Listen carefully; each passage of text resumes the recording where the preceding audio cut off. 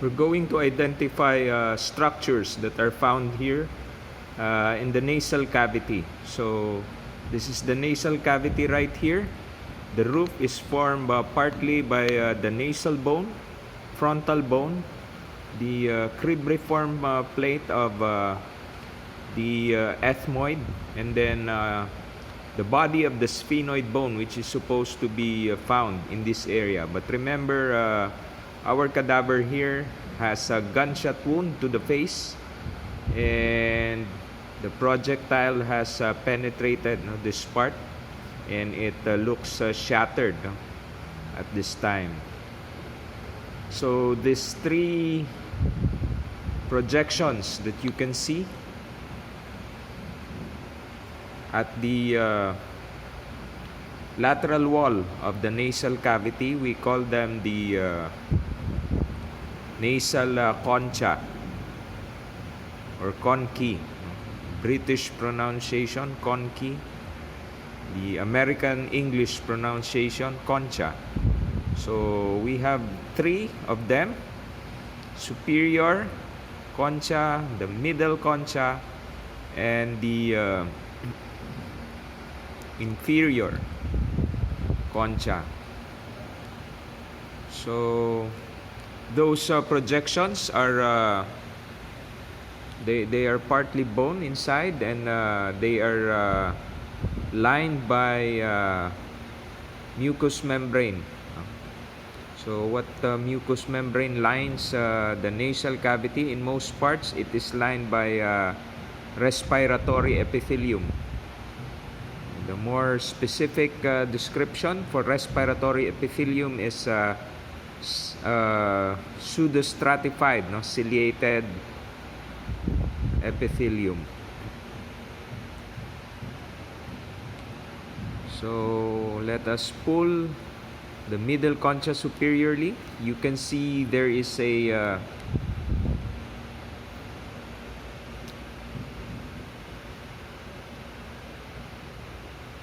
you can see that there's a ridge, a curved ridge right there.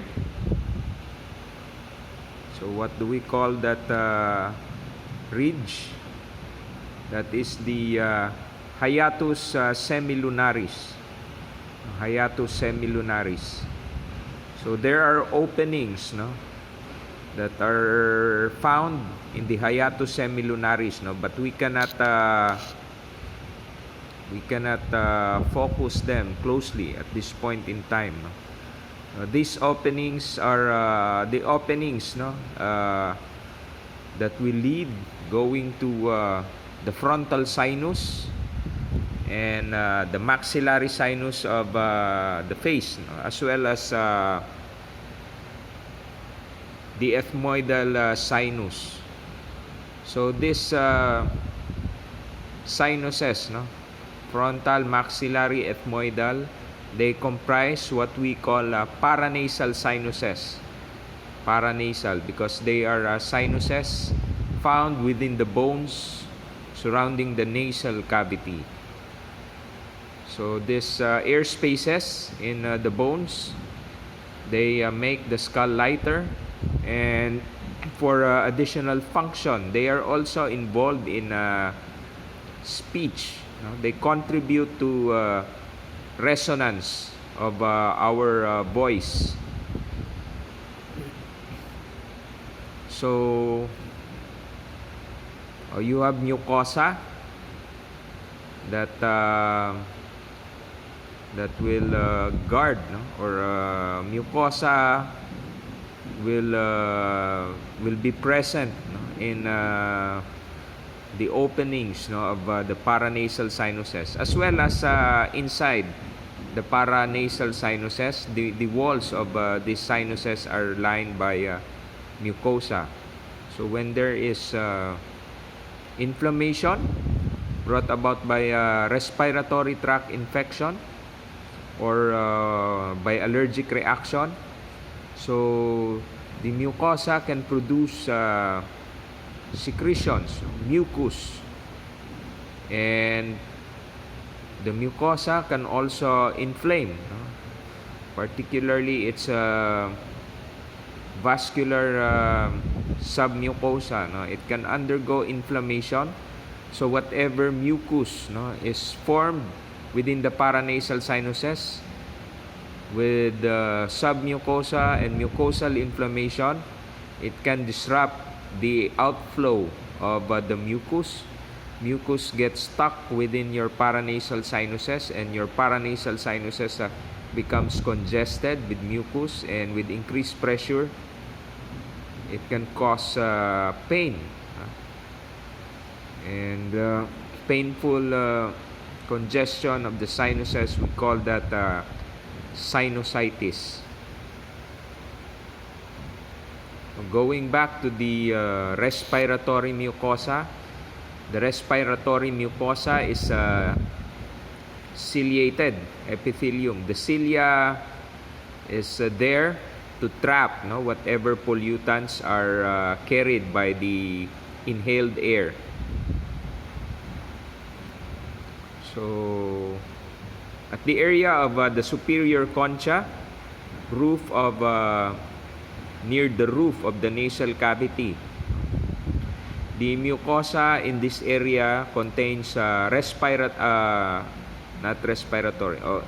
it still contains respiratory epithelium, but we also have olfactory neuroepithelium in there, no, as part of the mucosal lining. So when we say olfactory neuroepithelium, it has, no, nerve endings that are connected to the olfactory nerve, and those nerve endings, no, are responsible for the sense of smell or sense of olfaction. So for humans, olfactory neuroepithelium is limited to this small area right here, but I think some women have more olfactory neuroepithelium, no? Like my wife, because she can smell things, no, from my shirt sometimes, no, perfume coming from someone else, no? And that will create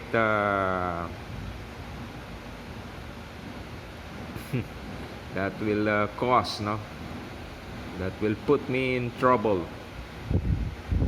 So kidding aside, so the other mammals, no, like dogs and cats, those mammals with keen sense of smell, they have olfactory neuroepithelium scattered, no, in a larger area of the mucosa which lines the nasal cavity. So this is the floor of the nasal cavity. It's formed mainly by the bony maxilla. So the bony part of the maxilla forming the floor of the nasal cavity as well as the roof of the oral cavity, we call that the hard palate. And then posterior to that, this part is the soft palate. This one is already floor of the nasopharynx, by the way. So the upper part of the hard palate, it is lined by respiratory epithelium as well, no? While the inferior side, it is lined by another type of epithelium. This is stratified squamous, no, with some degree of keratinization.